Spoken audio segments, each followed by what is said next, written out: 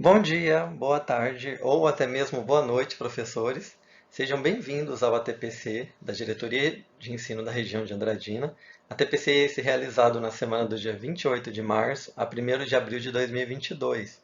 Esse ATPC é produzido pelo Núcleo Pedagógico da nossa regional e hoje ele conta com a minha presença, Rafael, PCNP de História, da PCNP Leni de Língua Portuguesa, PCNP Fábio Francé, de Artes, e a PCNP Gláucia, de Filosofia.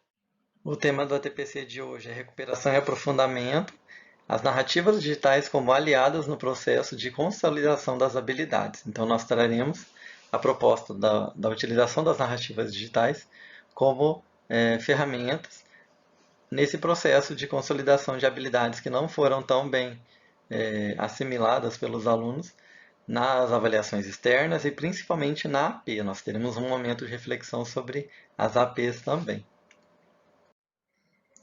Como primeira atividade, eu gostaria de convidá-los a uma reflexão sobre a temática apresentada no vídeo, Professores que Mudam a Vida de Seus Alunos. Vídeo esse que a gente vai estar exibindo agora.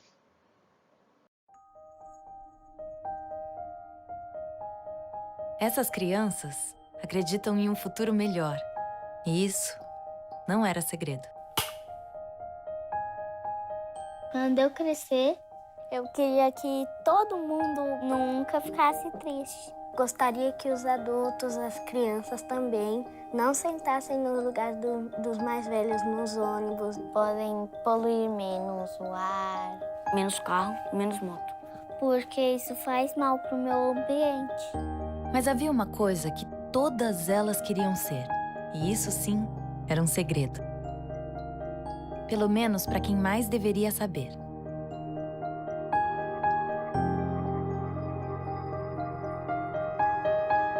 Quando eu crescer, eu quero ser uma professora. Desde pequenininha, eu gosto muito de fazer o que as professoras me ensinavam, de ensinar outras pessoas. Quando eu crescer, eu quero ser professor de matemática. A minha professora, que eu estou nesse ano, a Adelaide, ela me inspirou em ser professor de matemática. A Sara me ensinou a ler. Antes da Sara eu não sabia ler. Eu me inspirei para ser professora na Elis. Quando ela dizia que estava bem, então eu me sentia um pouco mais confiante. Bom, professora, você é muito legal, você me ajudou muito. Agora eu quero aprender mais coisas, eu quero ser melhor, quero estudar, ensinar para outras crianças o que eu aprendi. Por causa de você, eu vou ser uma professora muito esforçada e eu queria te dizer que eu te amo. Obrigada por me inspirar.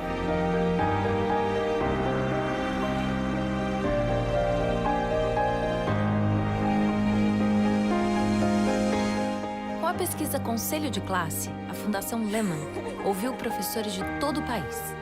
E agora, lança um canal especial para continuar esse diálogo com quem vive e faz a educação acontecer todos os dias nas salas de aula de todo o Brasil. Se você é professor, acesse.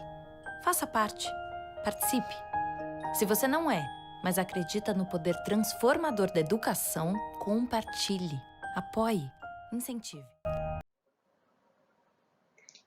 Se nós pararmos para refletir sobre a representação do professor a partir desse vídeo, nós podemos perceber que o professor ele é aquele que exerce um papel primordial na formação do cidadão consciente, responsável e atuante na sua sociedade. O professor é aquele responsável por atuar como um gestor na aprendizagem. Ele promove valores fundamentais para a inserção das crianças e dos adolescentes no meio social. O professor ele é aquele que representa um importantíssimo foco afetivo para o aluno. Muitas vezes ele é um modelo de identificação, um agente das regras sociais e muitas vezes ele se coloca até como um sucessor ou um apoio emocional para muitas dessas crianças e jovens. Querer viver com mais entusiasmo a profissão, querer fazer a diferença na vida dos seus alunos é uma das principais motivações do professor consciente, aquele que ama verdadeiramente sua profissão, sua carreira. É aquele que reconhece que vai além da vocação do ensino e que tem uma missão, que sente que tem uma missão especial. Além da formação acadêmica, o professor contribui para a formação e o desenvolvimento dos alunos enquanto indivíduos, membros de uma sociedade, porque ele proporciona a eles experiências que vão para além do âmbito intelectual. Reconhecer e valorizar as histórias de vida e as trocas de experiência entre alunos e professores faz parte do processo de ensino, a aprendizagem, e isso ocorre de diferentes níveis e complexidades, de diferentes faixas etárias e em diferentes meios sociais. Pessoal, agora a atividade 2 ela traz orientações para o encerramento do bimestre. Uma longa etapa foi percorrida até agora. Então, vamos olhar um pouquinho para o nosso contexto escolar em que foi feito lá no final de janeiro. Lembra? Fizemos o acolhimento desse estudante a partir das orientações do planejamento. Depois também nós realizamos a recuperação intensiva por meio de planos de aulas e colocamos em prática isso até o dia 4 de março, quando se encerrou esse período de recuperação intensiva. Bem, logo, Língua Portuguesa e Matemática recebeu também as diagnósticas de entrada, né? E o que ficou para os outros componentes? Para os outros componentes, ficaram, então, organizar uma diagnóstica para avaliar este aluno, para conhecer o perfil de aluno que voltava da pandemia. Nesse sentido, tínhamos ali outros resultados para movimentar a atuação que se deu a partir do dia 5, 6, 7, né? Enfim, até os dias atuais. Bem, agora trago para vocês mais um momento importante, que é a AP do primeiro bimestre. O que vai acontecer na AP do primeiro bimestre? Na AP do primeiro bimestre, nós teremos um mapa dos nossos estudantes, né? Essa AP ela está acontecendo já agora de 28 a 1 de abril. Assim como as sequências digitais também, elas estão aí acontecendo. Nós sabemos que o nosso estudante, ele foi capacitado, né, com esses planos de aulas, com essas intervenções feitas por cada componente na sua disciplina. Mas o que é importante a gente pensar? É importante nós olharmos para esses resultados da AP e também para esses resultados das avaliações internas e traçar aí um novo plano de ação para esse segundo bimestre, uma vez que as APs, elas são sinalizadores, né? Elas trazem aí indicadores para novas tomadas de atitude perante cada turma da escola. A Semana SEI, ela vem então participar desse encerramento de bimestre como um agente fortalecedor de ações, uma vez que a AP é um recurso pedagógico. Então, a Semana SEI, ela promove discussões acerca de todos os resultados escolares, externos e internos. E nessas discussões é o momento das equipes pensarem, refletirem sobre quais ações precisam ser melhoradas, precisam ser adaptadas, precisam continuar. Por quê? É um momento em que PC e professor podem trazer à tona suas angústias relacionadas a alguns fatores que implicam na aprendizagem. Por exemplo, eu sou professor e tenho duas turmas do nono A e do nono B. No nono A, eu usei uma metodologia que deu muito certo. E no nono B, isso já não aconteceu. Então, o que eu penso? Algo não deu certo. Preciso rever. O PC, na sua figura de formador, ele vai, então, ajudar esse professor a buscar estratégias, metodologias ativas que possam, então, estar colaborando para o momento de estudos intensivos.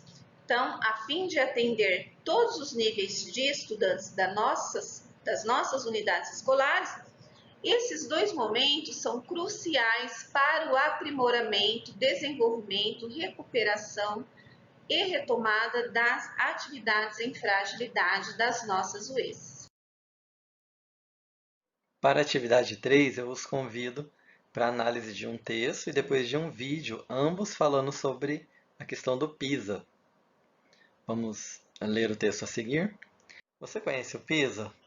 O Programa Internacional de Avaliação dos Estudantes, PISA, tradução de Program for International Student Assessment, é um estudo comparativo internacional, realizado a cada 3 anos pela Organização da Cooperação do Desenvolvimento Econômico, OCDE. O PISA oferece informações sobre o desempenho dos estudantes na faixa etária dos 15 anos, vinculando dados sobre seus backgrounds e suas atitudes em relação à aprendizagem e também aos principais fatores que moldam sua aprendizagem, dentro e fora da escola. Desde a sua primeira edição, em 2000, o número de países e economias participantes tem aumentado a cada ciclo. O Brasil participa do PISA desde o início da avaliação. Os resultados do PISA permitem que cada país avalie os conhecimentos e as habilidades dos seus estudantes, em comparação com os de outros países, aprenda com as políticas e práticas aplicadas em outros lugares, bem como formule suas políticas e programas educacionais, visando melhorias na qualidade e na equidade dos resultados de aprendizagem. O PISA avalia 3 domínios, a leitura, matemática e ciências, em todos os ciclos ou edições. Cada edição é avaliada um domínio principal, o que significa que os estudantes respondem a um maior número de itens no teste desta área de conhecimento e que os questionários se concentram na coleta de informações relacionadas às aprendizagens deste domínio. A pesquisa também avalia outros domínios, chamados inovadores, como o letramento financeiro e a competência global. Esse texto foi retirado do caderno do aluno, do ciclo do Currículo em Ação, versão digital do primeiro ano do ensino médio, volume 1, página 161.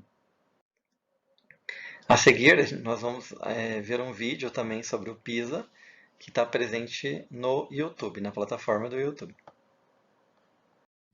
Como o PISA funciona? Embora tenha sido idealizado pela Organização para a Cooperação e Desenvolvimento Econômico, sediada em Paris, França, o PISA é elaborado por especialistas em educação do mundo inteiro. Na verdade, desde seu início no ano 2000, cada uma das mais de 80 economias que já participaram do PISA contribuiu com alguns dos seus mais brilhantes especialistas para a criação de uma avaliação que possa ser aplicada em todo o mundo. O PISA busca averiguar se estudantes conseguem pôr em prática o conhecimento adquirido na escola. Ele abrange as áreas de ciências, leitura, matemática e alguns tópicos inovadores, como a resolução colaborativa de problemas ou o letramento financeiro. A participação no PISA é voluntária. Se um país não está preparado para participar de uma avaliação em larga escala como essa, regiões desse país podem participar de forma autônoma. Sendo o país aprovado pelo Conselho de Administração do PISA, determinadas escolas são selecionadas com base em critérios rigorosos para representar todos os estudantes de 15 anos de idade daquele país. Os participantes do PISA são selecionados aleatoriamente dentre todos os estudantes de 15 anos de idade, matriculados no 7º ano do ensino fundamental ou em ano superior nas escolas selecionadas para participar do programa. Eles fazem o teste na mesma língua utilizada em suas aulas regulares. Não é exigido dos estudantes que se recordem de datas e nomes que por acaso tenham memorizado. Em vez disso, espera-se dos estudantes que interpretem textos, resolvam problemas matemáticos ou expliquem fenômenos cientificamente, fazendo uso de seus conhecimentos e capacidades de raciocínio. Os estudantes não recebem um relatório de desempenho individual na avaliação do PISA, mas seus resultados são contabilizados na média de proficiência nacional. O PISA não se resume ao ranqueamento dos países participantes. Seu objetivo é revelar se os sistemas educacionais estão se tornando mais ou menos eficientes em preparar os estudantes para continuar seus estudos ou para o mercado de trabalho. O programa avalia se estudantes de 15 anos estão adquirindo as habilidades sociais e emocionais necessárias para que sejam bem-sucedidos, como, por exemplo, a habilidade de se comunicar e de trabalhar coletivamente. E também tem o objetivo de traduzir os resultados da avaliação em milhares de fragmentos de dados, que, quando reunidos, revelam a representação de um sistema educacional eficiente. Ao fim, Essa representação reflete aqueles sistemas em que todos os estudantes, e não só os mais privilegiados, recebem as melhores oportunidades de aprender, bem como o melhor suporte para alcançar o seu potencial. O objetivo do PISA não é somente demonstrar como esses sistemas são construídos, mas incentivar os países a aprender com as experiências um dos outros, na construção de sistemas educacionais mais justos e inclusivos. Bom, pessoal, nós tivemos então aqui a apresentação de um texto descritivo e a apresentação de um vídeo. Os dois trazem as mesmas informações que é o PISA, mas com uma linguagem totalmente diferente, né? Nós temos um texto convencional, descritivo, e depois nós temos uma narrativa digital construída com ilustrações, construída com uma narração, e ela tem um certo dinamismo na apresentação, né? Então, nós temos duas perguntas norteadoras para vocês. Existem diferenças entre as linguagens apresentadas? Muitas diferenças, né? 2. Com qual das linguagens apresentadas você acredita que o estudante mais se identifica? Essa reflexão é importante para a gente entender a importância da narrativa digital para o nosso aluno. Um aluno que já é dotado de potencialidades digitais, que faz uso delas, inclusive, e muitas vezes nós, em sala de aula, não estamos aí operando com essas narrativas digitais. Então, a reflexão que fica é, se a gente comparar as duas formas de apresentar a temática, com qual delas você acha que o aluno mais se identifica? Então, fica essa reflexão para que a gente possa, então, compreender as narrativas digitais e passar a fazer uso delas também no nosso dia a dia, nas atividades que a gente está programando aí para os nossos alunos, tá bom? Passo a palavra. Falaremos agora sobre as narrativas digitais, né? O que são as narrativas digitais? As narrativas digitais, elas são contação de histórias e é uma prática antiga, não é uma prática nova, né, que surgiu agora. Então, essa prática, ela era executada pelos nossos ancestrais, né, e permitia às gerações passadas a transmissão de conhecimento, né, a transmissão de culturas, de valores, né, de modos de se viver, modos de pensar, né, que eram vivenciados por um determinado grupo e eram passados, né, eram transmitidos para os mais jovens através das narrativas. Então, a produção narrativa, ela é muito importante porque ela ajuda a entender o passado e também a guiar o futuro. Elas também são conhecidas como storytelling, né? Então, storytelling e narrativas digitais são a mesma coisa, né? A mesma metodologia. E na educação, ela se tornou uma ferramenta importante, né, para o bom desenvolvimento dos estudantes em sala de aula. Então, o estudante, né, através dessa metodologia ativa, ele deixa de ser apenas um mero espectador e se torna um ator principal da ação, né, dessa atividade. Ela desenvolve habilidades, né, relacionadas à cultura oral, como falar bem, se comportar quando se usa a fala, como se expressar melhor. E ao escrever uma história usando a cultura escrita, também desenvolvemos habilidades importantes, né? Então, as habilidades leitora e escritora também, né, estão aí nas narrativas digitais. A narrativa digital envolve o potencial da narrativa de facilitar a construção de sentido e o compartilhamento de experiências com as linguagens das tecnologias digitais de informação e comunicação. Ela também promove a participação ativa e reflexiva dos sujeitos, né, dos educandos. Mas como fazemos a transposição didática das narrativas digitais? Né? Como nós aplicamos isso na sala de aula? Então, nós temos aqui uma sugestão, inclusive ela consta lá no currículo em ação, no caderno do professor de Tecnologia e Inovação da segunda série do ensino médio. E a sugestão é para que essa transposição didática ela ocorra em forma de rotação por estações, né? Então, o professor ele vai organizar uma quantidade de estações de forma que seja possível todos os grupos, né? A sala vai ser dividida em grupos, cada grupo, né, vai iniciar por uma estação e todos devem passar por todas as estações, tá? Então, o professor tem autonomia para escolher o texto, né, a temática que vai ser desenvolvida, de acordo com o perfil das suas turmas e também de acordo com a habilidade que está sendo desenvolvida naquele momento. Então, a primeira estação, ela vai englobar a vivência, né, com uma notícia veiculada por um jornal impresso. Então, o professor vai providenciar uma ou duas cópias, vai deixar sobre a mesa, né, para que quando o grupo passe por essa estação, inicie, né, a primeira estação, eles possam realizar a leitura dessa notícia e fazer as anotações pertinentes. Na segunda estação, é uma notícia também, mas dessa vez veiculada por um meio digital. Então, nesse caso, os estudantes devem ter acesso ao link, né? Ou, se for possível, né, que o professor coloque ali um computador, um notebook, para que os alunos acessem essa notícia quando tiver no momento dessa estação. A terceira estação é uma história em quadrinhos, né, de acordo com a idade e o interesse dos estudantes. A história em quadrinhos também é uma forma de contar história por meio de uma narrativa, né? A narrativa de ficção. A quarta estação, um podcast ou um conto curto. E a quinta estação, uma entrevista ou notícias sobre jogos esportivos, tá?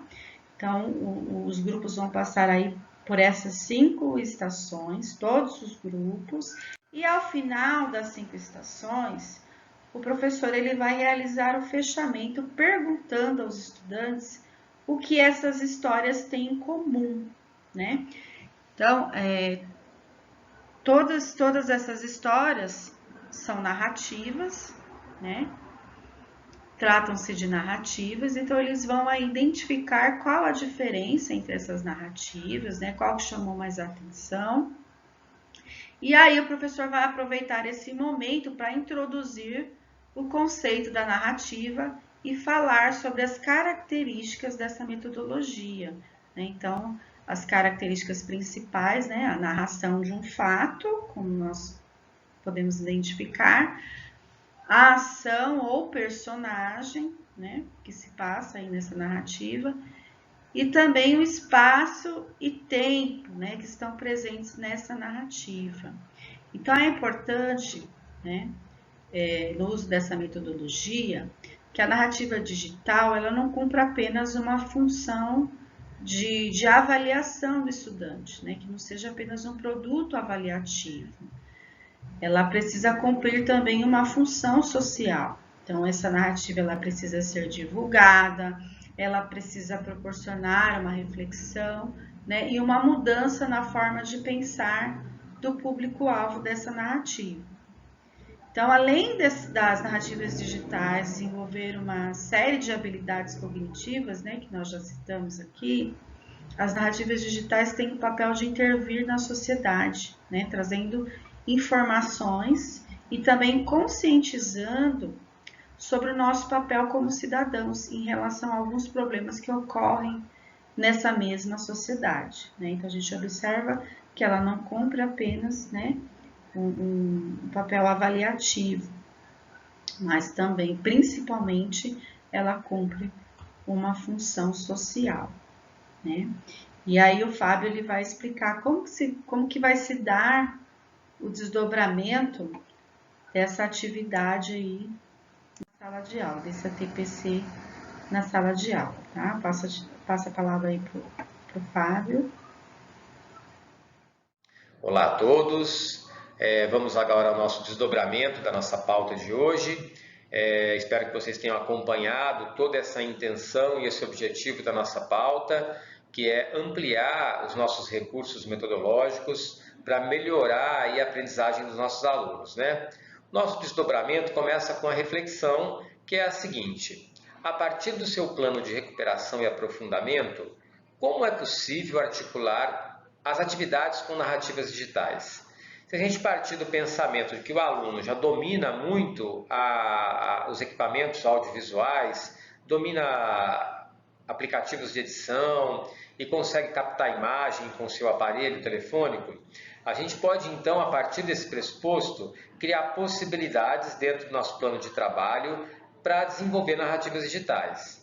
E o principal desdobramento dessa pauta é esse que vem a seguir, que é o item 2, que é desenvolver uma atividade dentro do seu plano de recuperação, utilizando as narrativas digitais. Ou seja, que você consiga desenvolver um plano de aula que agregue as narrativas digitais, diversificando a possibilidade de aprendizagem e possibilitando que esse jovem possa desenvolver essas potencialidades.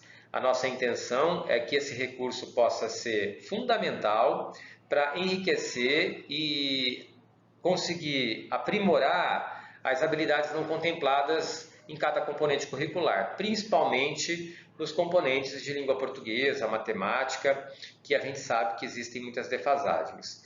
Então, o nosso desdobramento de hoje é que você consiga aplicar a narrativa digital dentro de um plano de aula para as suas séries anos aí na sua unidade escolar. Bom, gostaria então de agradecer a todos os participantes desse ATPC.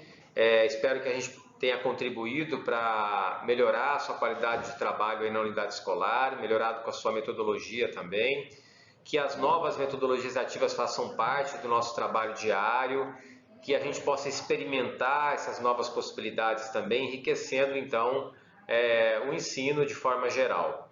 Queria agradecer também a todos aqui, a equipe do Núcleo Pedagógico, e dizer que essa pauta foi preparada com muito carinho para vocês, desejando que todos tenham êxito nesse trabalho. A equipe do Núcleo Pedagógico se coloca à disposição das escolas, caso tenha alguma necessidade, tá? Podemos ir em loco também atender vocês. E a gente deixa aqui algumas sugestões de materiais de apoio, para vocês também enriquecerem aí o trabalho na unidade escolar. E também as nossas referências bibliográficas. E desejando a todos então que façam também a avaliação, que é muito importante para o núcleo, para a gente poder saber a devolutiva desse trabalho, e desejar a todos um sucesso aí nas atividades, que vocês possam enriquecer o trabalho de vocês com as narrativas digitais, e um grande abraço a todos. Em breve a gente se reencontra novamente. Tchau e até logo.